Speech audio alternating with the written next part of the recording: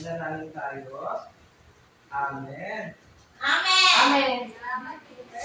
Magandang umaga mga bata. Magandang umaga po, teacher! Ako nga pala ang inyong magiging guro sa araw na ito. Ako si Par Shalasan at pwede niyo akong tawagin Teacher Par. At ako naman si Teacher Crisalan L. Cersoza at pwede niyo akong tawagin Teacher Ted. Kamusta naman kayo mga bata? Ayos po, teacher! Bago kayo umupo, maaari pang pulutin muna natin ang mga basura sa ilalim ng ating upuan. At ayusin din ang halin ng ating upuan. Tapos na po. Maaari na kayong umupo. Salamat po. Kayo mga bata, may liban ba sa klase? Wala, teacher. Mabuti naman para sabay-sabay tayong magbuto sa araw na ito. Ngayon mga bata, ano-ano kaya ang mga dapat natin gawin kapag si teacher ay nagsasalita na sa unahan? Sige nga, Bahad. Huwag maingay, teacher. Tama, huwag magingay. Sige nga, Senti. Maging magalang po. Tama, maging magalang. Sige nga, Jay. Makinig na mabuti, teacher. Okay, ang hingin mabuti. May mga alin si teacher dito. Mali pagpasahin natin ng sabay-sabay. Makinig na mabuti. Huwag makipag-usap sa katabi. Itaas ang kamay pag may gustong sabihin. Umupo na matuwid. Okay, inaasahan ni teacher ang mga alin na gagawin niyo sa ating talakayan mamaya. Naintindihan ba mga bata? Opo. Ngayon mga bata, may chart akong hinihanda dito. Maaari niyo bang sabihin kung ano-ano ang nakikita niyo sa chart? Sige nga, Senti. Teacher, may mga lupa po. Tama, may mga lupa. Ano pa? Teacher, may lalaki po, teacher. Parang nagkuha po siya ng buhangin. Tama. Meron pa ba? Sige nga, Wilbert. Teacher, may malaking puno po at pan. Mga halaman. Tama. Ang chart na ito ay tinatawag natin sanhi mo, umamo. Kayo, ito ay magsisilbing talaan ng inyong mga puntos. Kayo ay ipapangkat ko sa dalawang pangkat. Nasaan ang baitang 5? Ang baitang 5 ang magiging pangkat 1 at ang baitang 6 naman ang magiging pangkat 2. So dito, may nakita tayo sa ang sanhi ay magiging pangkat 1. Ang inyong puntos ay ang lalaki na ito ay magtatanim ng util. Kapag ito ang inyong magiging puntos sa pangkat 1. Sa pangkat 2 naman, ito ang inyong magiging puntos, ang malaking puno. Dahil sa sanhi, nagtatanim siya ng butil. Sa pangkat 2 naman, ang bunga nito ay ang puno. Naiintindihan ba mga bata? Opo.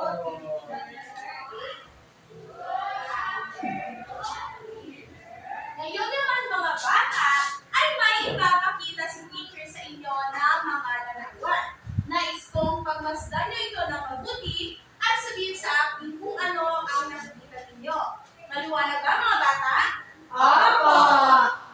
Ngayon, para sa unang larawan, ano ang napapansin ninyo? Sige nga, Sandy.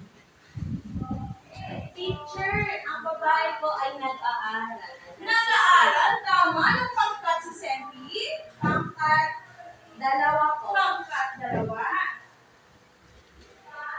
Ano ba, Fahad? Teacher, may batang babae tapos nagsusulat. Nagsusulat? Anong pangkat si Fahad? Isa. Pangkat 1. Tama ang inyong mga sinabi. Ngayon kayo ba ay nag-aaral din ng mabuti katulad ng bata ko? Opo! Magaling! Ano kaya mangyayari sa atin kapag nag-aaral tayo ng mabuti? Sige nga. Teacher, magiging maganda pong kinabukasan natin.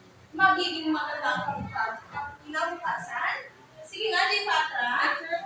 Magiging mataas po ang grade at hindi mataas. Tama. Anong pangkat si J. Patra? 2. Pangkat 2. Ngayon kapag hindi naman tayo nag-aral ng mabuti, ano kaya mangyari sa atin?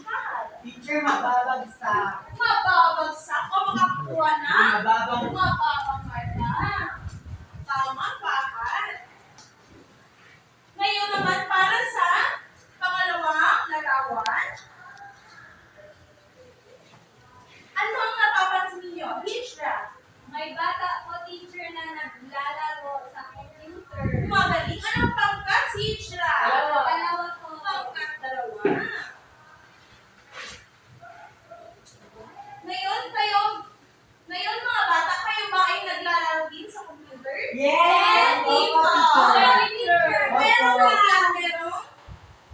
teacher, naglalaro. Naglalaro. Naglalaro po ako, teacher. Okay. So, ano kaya mangyari kapag, ano kaya mangyari sa bata kapag palagi siyang naglalaro ng computer?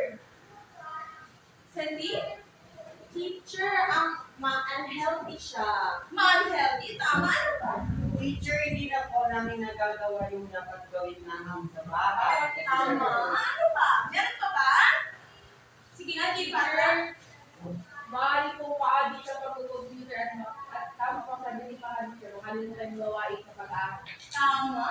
Meron pa ba? Sige nga. Sasakit ang mata na Tama. Ng pangkat. Pangkat? Isa? Pangkat isa. At kapag tayo ay naglalaro ng computer, sasakit din ang ating Katawan. katawan. Ano pa? Mata. Mata. Tama. ulo po, teacher. Tama. Ulo. Ngayon naman, may babasahin tayo isang maikling kwento na pinamagatang ang pagbabago ni Heaven. Nais kong intindihin niyo mabuti ang kwento at pagkatapos ito ay may mga katanungan si teacher. Klaro ba mga bata? Opo, teacher.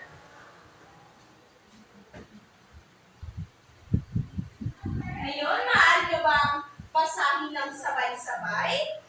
Ang pagbabago ni Evan. Sinulat ni Andy C. Bedano. Sina Mang Nardo at Ali Pasita ay may isang anak na lalaki na ang pangalan ay Evan. Nag-aaral siya sa limang baitang sa kanyang paaralan. Ngayon, bakasyon na sa kasalukuyan. Noong una, Madaling utusan si Evan. ngunit nang marunong sa computer ay nagbago siya. Hindi na niya ginagawa agad ang mga inuutos sa kanya. At hindi na ito pumipirmi ng mahal. Kahit ang pagkain ay nakatulad Nagreklamo ang ilan ang sakit ang ulo at nandalaw. Maaari niyo bang basahin ulit ng sabay-sabay? Kahasakit ang Hindi, maaari bang basahin niyo ng sabay-sabay? Kahit ang pagkain ay nakalimutan na niya, isang araw, nagreklamo si Evan na masakit ang ulo at nagdalawo ang kanyang paligid. At siya pinala sa manggagamot at nalaman na nasira na ang kanyang mga mata. Dahil sa sobrang paggamit ng ng computer na kapag hindi ito magagamit, maaari na itong itabunan. Dahil dito, pinagbawalan na siya ng kanyang mga magulang sa paggamit ng anumang gadget. Labis na nalungkot si Evan dahil nahihirapan siya at mapapagod sa bahay na magkatong walang ginagawa. Ngayon, base sa inyong binasa, paano nga ba nagbago ang ugali ni Evan? Sandy, Teacher, siya ay nalulong sa paggamit ng computer. tama, dahil nalulong siya sa paggamit ng computer. Anong pangkat si Sandy? Dalawa. Ngayon, ano naman ang katangian ni Evan nung hindi pa siya nalulong sa paggamit ng computer? Sige, pangalan. Teacher, si Evan po ay mahilig gumamit ng computer at mga gadget. Yung tinatanong ni teacher, ano yung katangian niya nung hindi pa siya? Masipa. Masipa, tama. Nakikinig talaga si Sandy. Ngayon, bakit nasira ang mata ni Evan? Teacher. Dahil nalulungkot talaga siya ng computer teacher. Tama, dahil sa nalulog siya sa paggamit ng computer. Ngayon,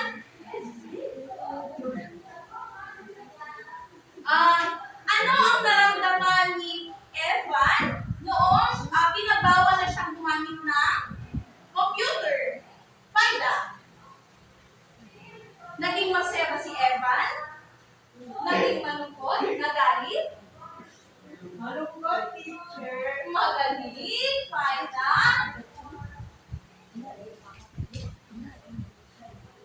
So ngayon naman ay may gagawing aktibidad ang bawat grupo.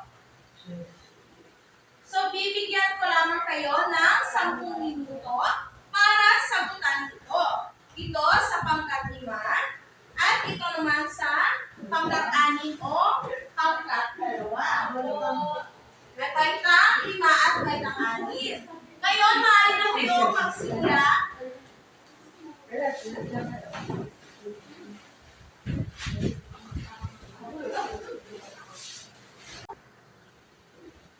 Ngayon, tapos na ba kayo, mga bata?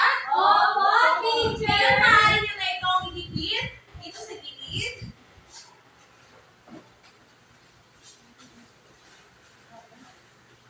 Tapos na ba, mga bata? Opo.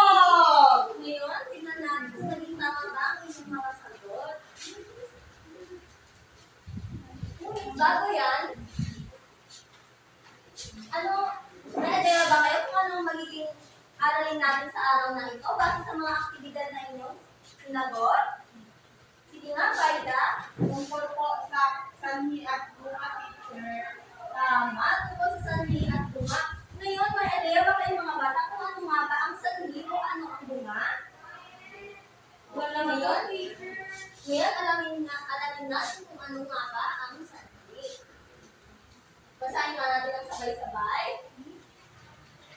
Sanhi ay tumutukoy sa pinagmulan o dahilan ng pangyayari.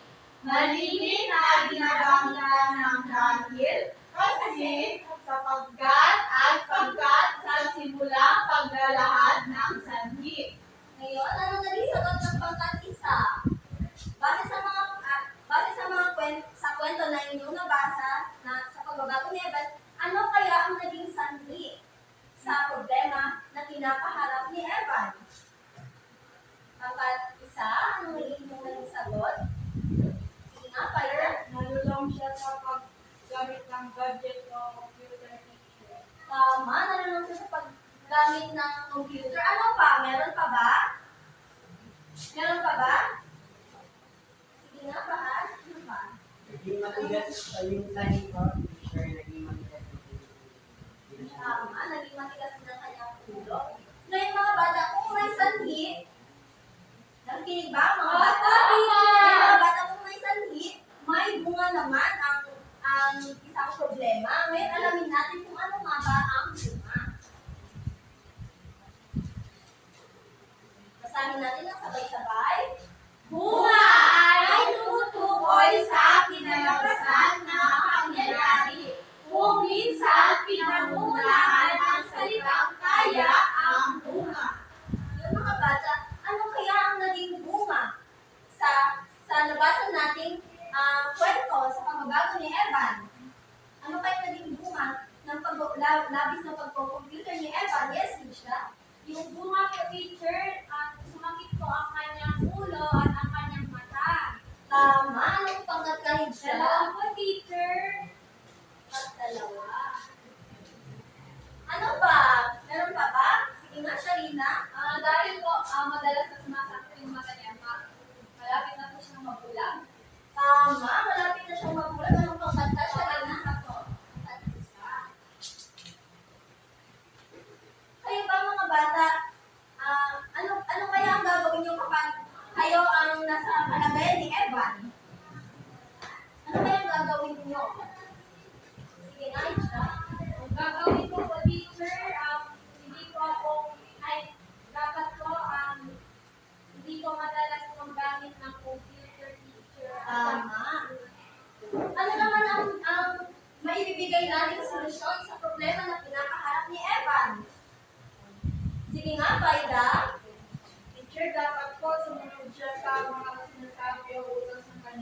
Tama, sumunod sa utos ng mga magulang.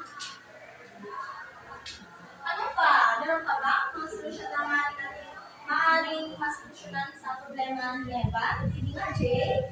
Teacher ko po paano nararamdaman, pwede na magpa-consult na magandang teacher pag okay na tawag na ng ulitin na magbabad ng computer ng mga Tama. Anong pangkat ka, Jay? Pwede lang ako teacher. Yung mga bata sa pangkat-dalawa naman, ano kaya ang maaaring sanhi sa paggamit ng social media? Pangkat-dalawa? Sige nga. Lagi pong nagpupuyat at gumagamit ng video. Sanhi. Ano ulit? Lagi pong nagpupuyat po, teacher. Ano naman kaya maging bunga nito? Ano naman ang maaaring maging bunga ng pagpupuyat? Teacher, pwede po maapektuhan ng iba't ibang ay pansugan ng ating katawan. Tama. Ano ba ang maaaring sanhi ng paggamit ng social media? Ano pa? Bale sa mga aktibidad na inyong sinagot, ang dalawa. Sige nga, Richla. At saka, teacher, mabilis po maniwala sa mga fake news sa paligid po, teacher. Tama. Ano naman kaya ang bunga kapag ang bilis tayo maniwala sa mga fake news na nakikita natin sa social media? Teacher, maaari teacher mga apel ng informasyon na hindi tama at hindi nakabuti sa atin. Tama. Kayo ba mga bata ay may social media din? Wala ko! Wala po, teacher. Tama lang po din naman. Ano kaya ang dapat gawin kapag tayo ay gumagamit ng social media? Sige nga, Jay. Pag may nag-access sa Facebook, teacher, huwag mag-confirm ng kung sino-sino. Tapos, dapat naalala yan sa kayo ng ating magulang. Tama. Anong pangkat ka, Jay?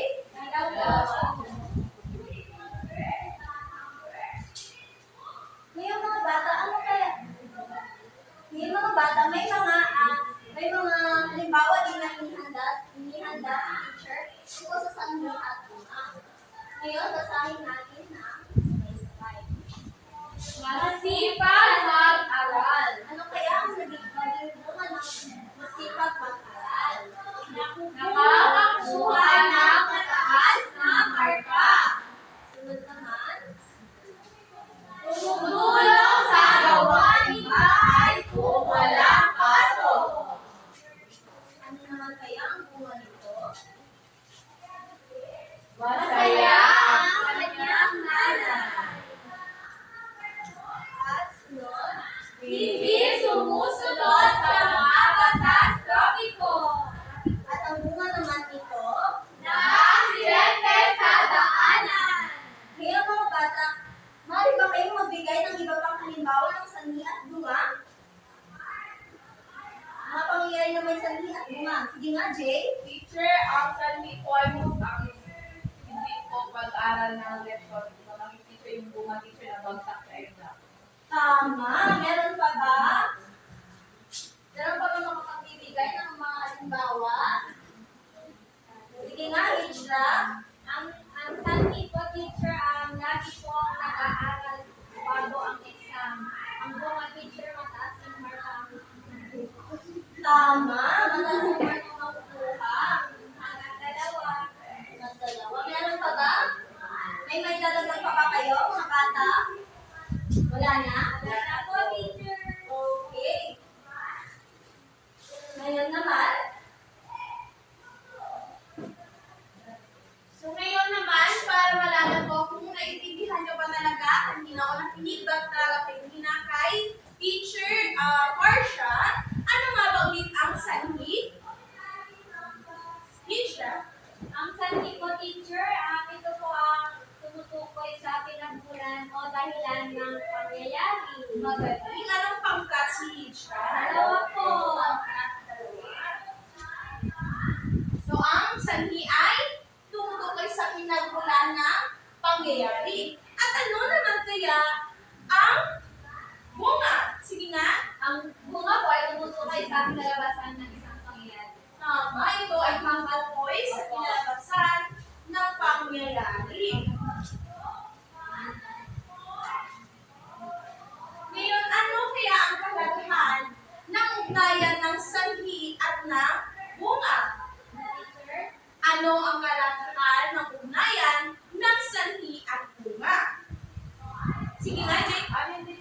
ano ang kahalagahan ng sanhi ano ang kahalagahan ng ugnayan ng sanhi at bunga? Teacher, para sa akin, teacher, ang sanhi at bunga, teacher, dito natin malalaman kung ano-ano ang mga desisyon na ating gagawin para makaiwas tayo sa mga kasamang epekto. Tama! Maaari pa natin bigyan ng ang galing lang. J. Patra? Alam niyo ba paano? Hindi po. So, tingnan lamang si teacher. 1, 2, 3. 1, 2, 3. Ang galing! Alam niyo na ba? Oo, teacher. Maaari ba kayong magsitayo? At sabay-sabay natin gagawin. Ngayon, handa na ba? Opo, teacher. 1, 2, 3. 1, 2, 3. Ang galing! Ngayon naman ay may aktibidad na naman ang ibigay sa inyo si teacher. Ngayon, ito ang sa pangkat 1 o baitang 5 at ito naman sa pangkat 2 o baitang 6. So, bibigyan ko rin kayo ng 10 minuto para sagutan yan. Ako, teacher. Tapos na ba? Opo. Magaling. Ngayon, maaari nyo nang ipaskil ang inyong mga sagot. Ngayon naman ay may dumako naman tayo sa pagtatayo o aktibidad na inyong gagawin. Maaari nyo bang basahin ang panuto? Panuto. Tutuyin ang sanhi at bunga sa mga pangungusap. Bilugan ang sanhi at ipangsukat naman ang bunga. Isulat ang sagot sa papel. Ngayon, maaari na kayong magsimula. Tapos, Magaling. Ngayon naman, para sa ikalawang aktibidad na gagawin ng baitang 5, maaari nyo bang basahin? gumawa ng isang diagram na nagpapakita ng ugnayan ng sanhi at bunga ng isang pangyayari. Ngayon, maaari na kayong magsimula. Baitang 5. Tapos na po, Ngayon, para naman sa baitang 6, maaari nyo bang basahin ang panuto? Panuto. Una, nakaangkop ng mga pahayag ang mga kahon sa diagram. Ibigay ang sanhi o ang bunga na hinahanap sa bawat kahon. Ngayon, maaari na kayong magsimula. Tapos na ba? Para naman sa pangalawang gawain ng pangkat 2 o baitang 6, Gumawa ng diagram na nagpapakita ng ugnayan ng sanhi at bunga ng isang pangyayari. maaari na kayong magsimula. Tapos na po. Tapos na? Maaari nyo bang ipasa ng papel? Ngayon mga bata, bago tayo umuwi, may hinihanda si teacher dito mga na takdang aralin para sa baitang 5. Isulat ko sa inyong takdang aralin. Maaari pang basahin natin ng sabay-sabay. Maghanap ng suliranin sa inyong komunidad at gumawa ng diagram na nagpapakita ng ugnayan ng sanhi at bunga at maglagay ng solusyon sa nasabing suliranin. Ngayon naman, para sa baitang 6, Manood ng balita ukol sa mga pangyayaring naganap sa ating bansa sa kasalukuyan. Gumawa ng diagram ng ugnayan, sanhi at bunga at problema at solusyon batay sa napanood na balita. Isulat ito sa sagutang papel. ngayon, bibilangin naman natin kung sino nga ba ang nagwagi sa araw nito. Para sa pangkat 1, 1, 2,